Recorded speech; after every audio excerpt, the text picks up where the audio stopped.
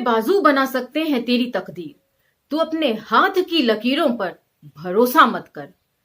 आज जिस लेख के ऊपर हम चर्चा करेंगे, ये पंक्तियां उसके ऊपर बिल्कुल फिट बैठती हैं। भगत सिंह के राजनीतिक दस्तावेज के 5वें खंड में हम उनके प्रौढ़ राजनीतिक चिंतन के ऊपर चर्चा कर रहे हैं। इसी बाबत आज जिस लेख को मैं लूंगी, उसमें भगत सिंह एक बार फिर क्रांति क्यों जरूरी है उसके ऊपर चर्चा कर रहे हैं अपने साथियों से, और कांग्रेस की क्या रणनीति रही है इस दौरान, उसके ऊपर भी वे चर्चा करते हैं। चलिए मेरे साथ। आभासी दुनिया के मेरे दोस्तों, शालिनी बोल रही हूं। जय भीम, फूल जौहार। आज के लेख का विषय है राजनीतिक कार्यक्रम की रूपरेखा। तो जेल के अंदर बैठकर भी जेल के बाहर किस तरह आंदोलन या यूं कहें जन आंदोलन खड़ा किया जा सकता है, ये भगत सिंह के लेखों को पढ़कर स्पष्ट होता है। और अपनी विचारधारा को फैलाने के लिए उन्होंने कई तरह के लेख लिखे। ना सिर्फ लेख लिखे बल्कि उन लेखों को विस्तृत रूप में पत्रों द्वारा दूसरे साथियों तक भी पहुंचाया। आज का लेख उसी बाबत है, सुनिए। एक छोटी सी रूपरेखा है जो शुरू में हर बार की तरह मैं पढ़ूंगी, उसके बाद लेख आएगा। शहीद भगत सिंह और उनके साथियों की प्रत्येक कोशिश व पूरा समय जन जागृति फैलाने में लगा। भारतीय जनता के भविष्य को ध्यान में रखकर उन्होंने भारत में क्रांति करने की पूरी योजना अपने साथियों के लिए बनाकर जेल से बाहर भेजी थी। क्रांतिकारी कार्यक्रम की योजना के 2 हिस्से हैं। एक छापकर बांटने के लिए जो एक पत्र की तरह लिखा गया है, और दूसरा एक लेख के रूप में क्रांतिकारी साथियों में विचार, बहस व काम में दिग्दर्शन के लिए। तो जेल में रहकर भी उन्हें हर वक्त बाहर हो रहे आंदोलन के सही दिशा में बढ़ने की चिंता बनी रहती थी। इसीलिए अपने लेख, क्योंकि वे जानते थे कि लेख पता नहीं लोगों तक पहुंचेंगे कि नहीं, उनका चिंतन का एकमात्र जरिया थे वे लेख। तो इसीलिए अपनी बात स्पष्ट तौर पर और प्रत्यक्ष तौर पर उन्होंने पत्रों के जरिए भी बाहर भिजवाई।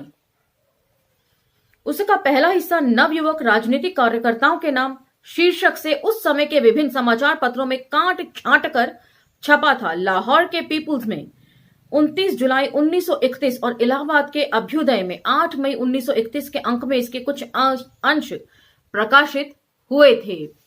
काट छांट करके इसलिए क्योंकि अखबार जो हैं वो जन आंदोलन का हिस्सा तो बनना चाहते थे, लेकिन सरकार से भी बिगाड़ नहीं चाहते रहे होंगे, इसीलिए काट छांट करके कुछ हिस्सों को शायद छापा गया होगा। यह दस्तावेज अपने समग्र रूप में एक पुस्तक में से मिला है। यह पुस्तक CID अधिकारी CES फेयरवेदर ने 1936 में बंगाल में संयुक्त मोर्चा आंदोलन की प्रगति पर नोट शीर्षक में लिखी थी। तो ये जो आज हम लेख पढ़ेंगे वह भी किसी पुलिस अधिकारी के लिखे गए पुस्तक में से निकाल कर यहां पर डाला गया है। उसके अनुसार यह प्रारूप भगत सिंह ने लिखा था और 3 अक्टूबर 1931 को श्रीमती विमला प्रभा देवी के घर से तलाशी में हासिल हुआ था। इस पुस्तक अधिकारी ने निश्चित रूप से यह कहा था कि अब सभी क्रांतिकारी शक्तियां इस कार्यक्रम में उल्लिखित सुझावों के अनुसार काम कर रही हैं। तो जेल में रहकर भी अपनी विचारधारा को उन्होंने किस किस माध्यम से स्प्रेड किया, लोगों में फैलाया, प्रचारित करवाया, ये जानना जरूरी है। तो चलिए अब मैं लेख शुरू कर रही हूं, ध्यान दीजिएगा। नवयुवक राजनीतिक कार्यकर्ताओं के नाम पत्र। प्रिय साथियों, इस समय हमारा आंदोलन अत्यंत महत्वपूर्ण दौर से गुजर रहा है। 1 साल के कड़े संघर्ष के बाद गोल मेज सम्मेलन ने हमारे सामने संवैधानिक सुधारों संबंधी कुछ निश्चित बातें प्रस्तुत की हैं और कांग्रेस के नेताओं ने कहा गया है कि वर्तमान परिस्थितियों में अपना आंदोलन वापस लेकर इसमें मदद करें। तो कांग्रेस किस तरह से उस वक्त कार्य कर रही थी, उनका आंदोलन किस दिशा में था और उसके क्या मायने थे, ये सब कुछ भगत सिंह के लेखों को पढ़कर हमें पता चलता है। और कोई हैरानी भी नहीं होती कि क्यों इस चिंतन को छपकर पाठकों के सामने आने में इतना समय लगा। ये कभी भी सरकार के मन माफिक नहीं थी और आज भी नहीं है। तो ये समझ लीजिए कि आज की सरकारों की कार्यशैली भी कटघरे में है। इस बात का हमारे लिए कोई महत्व नहीं है कि वे अपना आंदोलन वापस लेंगे या नहीं। यह तो निश्चित है कि वर्तमान आंदोलन का अंत किसी न किसी तरह के समझौते के रूप में होगा। यह बात अलग है कि समझौता जल्द होता है या देर से। वास्तव में समझौता कोई घटिया या घृणित वस्तु नहीं है, जैसा कि प्रायः समझा जाता है। राजनीतिक संघर्षों का यह एक जरूरी दांव पेच है। कोई भी राष्ट्र जो अत्याचारी शासकों के खिलाफ उठ खड़ा होता है, शुरू में अवश्य असफल रहता है। संघर्ष के बीच में समझौते द्वारा कुछ आधे अधूरे सुधार हासिल करता है और सिर्फ अंतिम दौर में ही, जब सभी शक्तियां और साधन पूरी तरह संगठित हो जाते हैं, शासक वर्ग को नष्ट करने के लिए आखिरी जोरदार हमला किया जाता है। लेकिन यह भी संभव है कि तब भी असफलता हाथ लगे और किसी प्रकार का समझौता अनिवार्य हो जाए। रूस के उदाहरण से यह बात अच्छी तरह स्पष्ट की जा सकती है। तो थोड़ा सा तोड़ मरोड़ के लिखा गया है। मैं समझ रही हूं कि पाठकों को कोरा पढ़ने से समझ में नहीं आया होगा, जबकि सिंपल सी बात भगत सिंह कह रहे हैं। वे समझौते को किसी भी तरीके से हीन नहीं बता रहे हैं। वे कहते हैं कि कभी कभी आंदोलन को आगे बढ़ाने के लिए समझौता बहुत जरूरी हो जाता है, वरना पूरी तरीके से आंदोलन को कुचल दिया जाएगा। पूरी तरह खत्म हो जाने से तो बेहतर है कि किश्तों में उसे आगे बढ़ाया जाए। 1905 में जब रूस में क्रांतिकारी आंदोलन शुरू हुआ तो राजनीतिक नेताओं को बड़ी आशाएं थीं। लेनिन तब विदेश से, जहां वे शरण लिए हुए थे, लौट आए थे और संघर्ष का नेतृत्व कर रहे थे।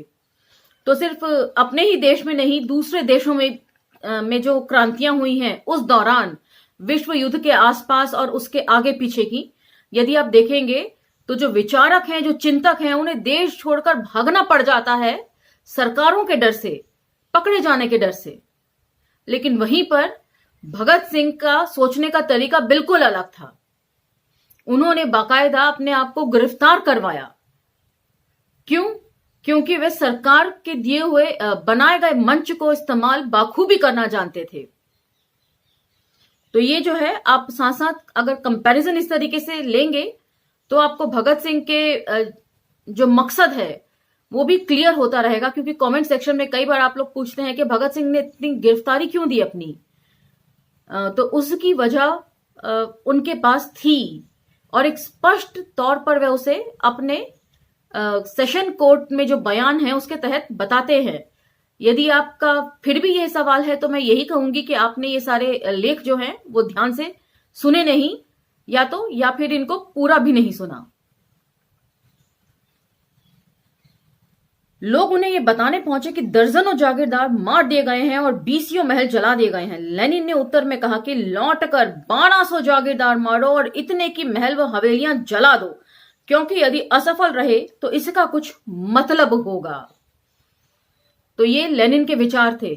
और मणिकर्णिका में मैं यहां पर स्पेशली कोट करना चाहूंगी तुलसीराम जी की जो मणिकर्णिका थी, उनकी जीवनी, उसमें भी वे इस बात का जिक्र करते हैं कि लेनिन ने जो पुस्तक में पहले कहा उससे वे काफी प्रभावित हुए, लेकिन लेनिन की दूसरी पुस्तक ने उनकी पूरी विचारधारा को पलट कर रख दिया। मुझे उम्मीद है कि अभी आप मणिकर्णिका और मुर्दैया को भूले नहीं होंगे, या इस मंच से जितनी भी आत्मकथाओं का पाठन हुआ है वो आपके जहन में कहीं जिंदा हैं।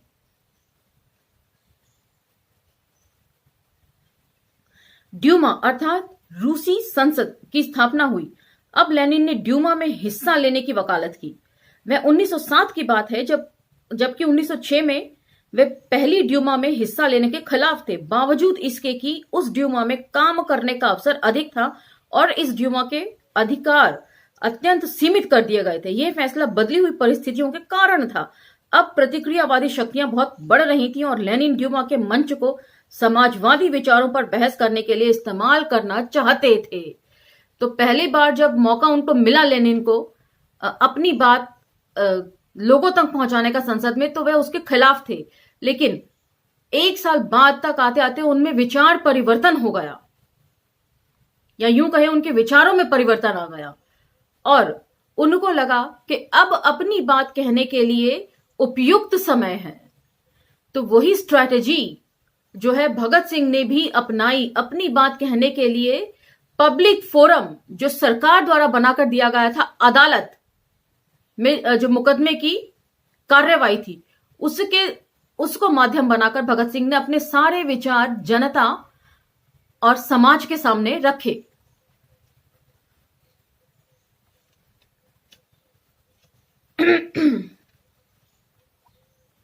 पुनः 1917 की क्रांति के बाद जब बोल्शेविक ब्रेस्ट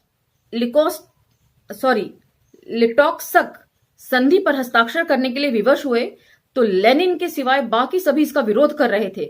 लेकिन लेनिन ने कहा शांति शांति और पुनः शांति, किसी भी कीमत पर शांति होनी चाहिए।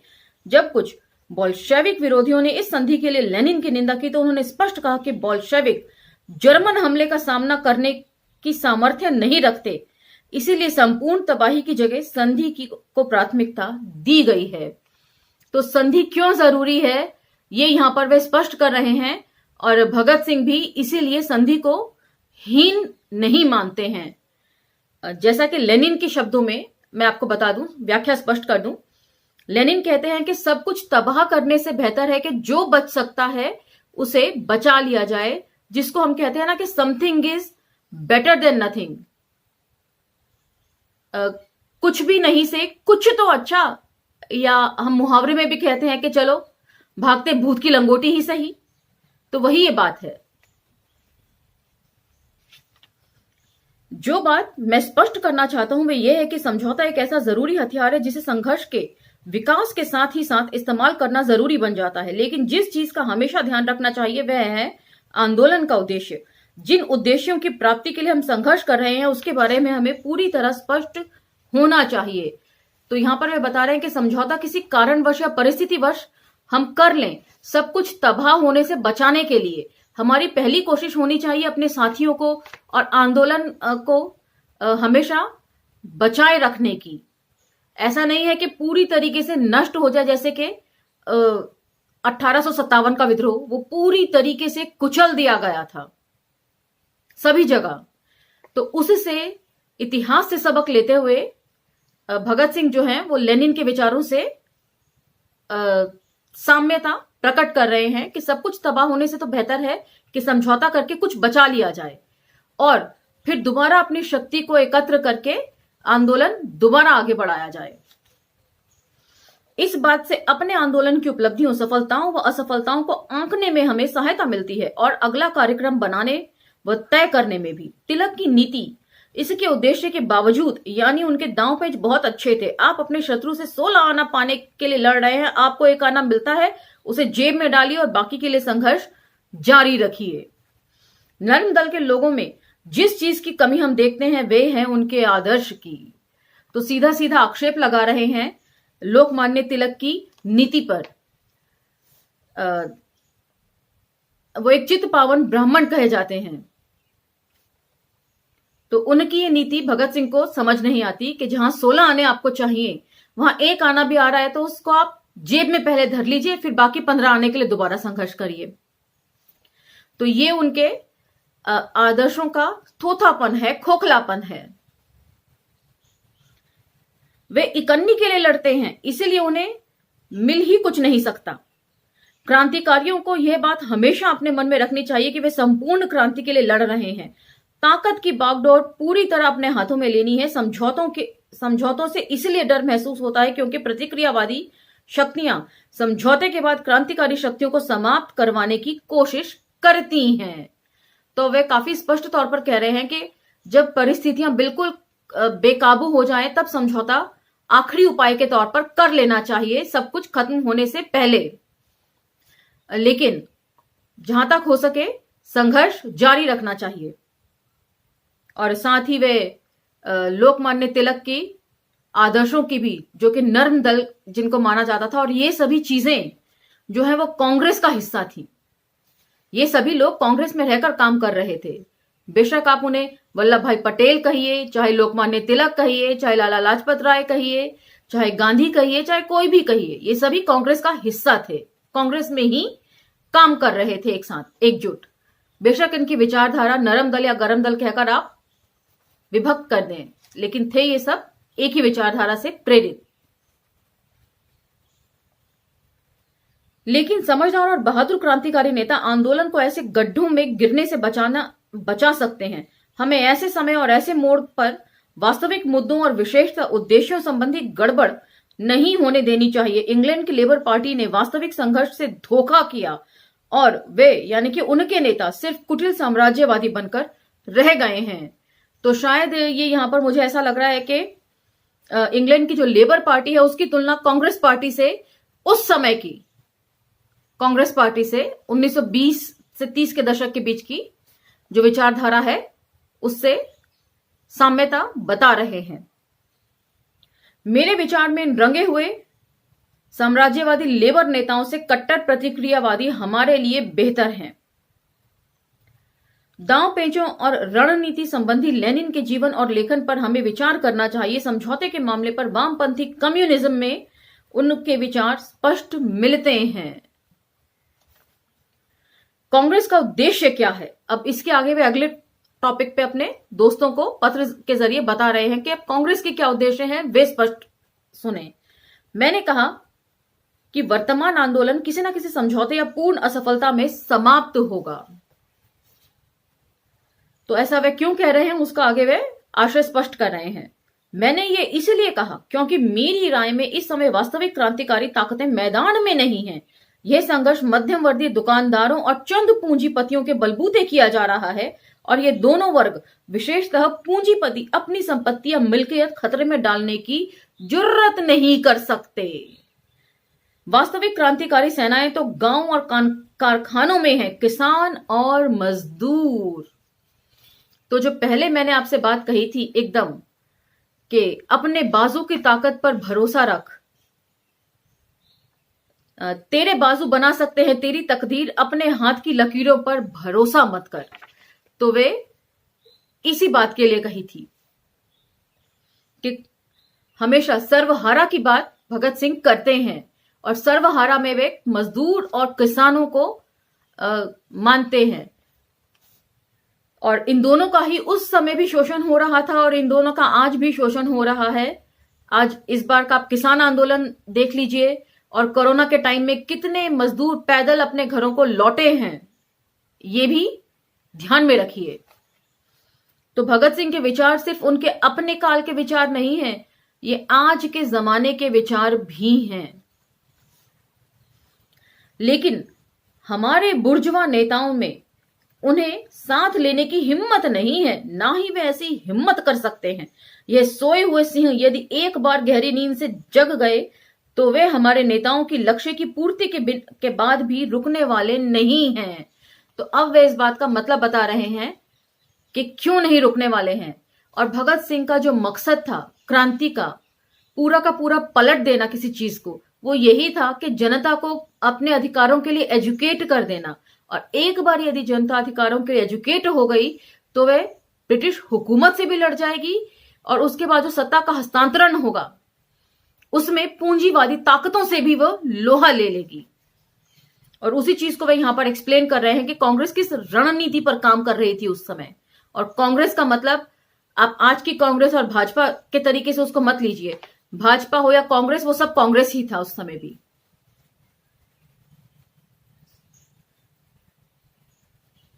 – 1920 में अहमदाबाद के मजदूरों के साथ अपने प्रथम अनुभव के बाद महात्मा गांधी ने कहा था, हमें मजदूरों के साथ साठगांठ नहीं करनी चाहिए।